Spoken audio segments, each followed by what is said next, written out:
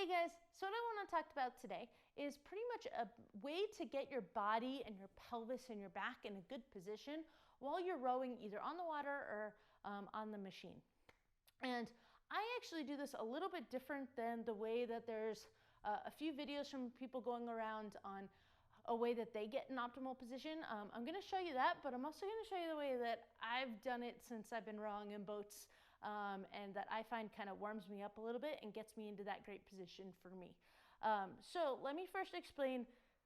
If you don't know what your pelvis is, I'm going to tell you what that is, and then essentially I'm going to show you that your pelvis moves. So I've got my stomach, got my back, got my butt, and this is all my pelvis, my hips. Now, if you think of like the artist who does twerking, right? So twerking is basically going like this, or that's what I call twerking. So when I go back and forth, I'm not moving my whole body. I'm just moving this area here, and all I'm doing is tilting backwards and forwards. That is your pelvis. That's your pelvis moving.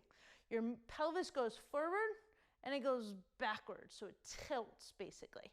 Now, for me, you can see I've got a pretty big arch here, and I kind of live in this a little bit more of a forward position.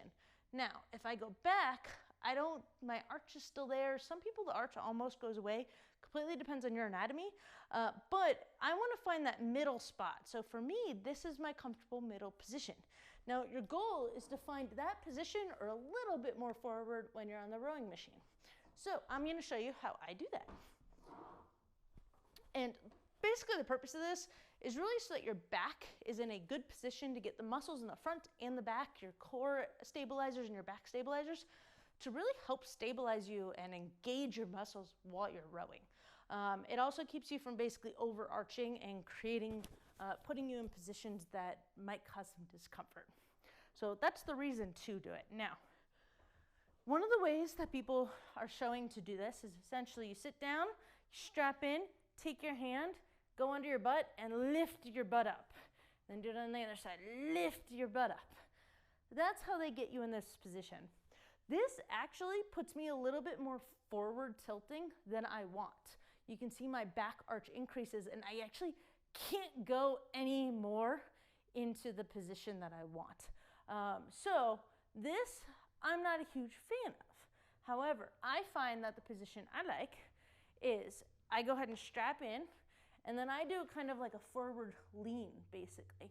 I lean forward, I get a stretch in my hamstrings, and it lets me just kind of, this is how I connect with the machine. So I strap in, I do that, I go into a little stretch, I bend, I come out of it, go into a stretch, bend, come out of it. Now, if I try to lift my butt and do that, I can't, I'm already in that position. So that naturally already put me in the position that my body actually wanted to be in, and then I'm good, I'm ready to row. So pretty much did the same thing as this lift thing, but the lift one in an actual boat, if you're in a single boat, it's very tilty and not that great. Whereas if you're on a machine, you don't have to worry about that so much, but I feel like it puts a little bit too much pressure on different sides where it's not super comfortable for me. So you can do it either way. I just wanted to show my take on how I do it to get yourself in a good position, and that really helps put you in a good position to really stabilize your back, stabilize your core, and that's a setup trick that I wanted to share. My name is Amanda Painter. I'm a physical therapist. These are some tips and tricks for you for rowing. If you've got questions, go ahead and let me know, and happy rowing.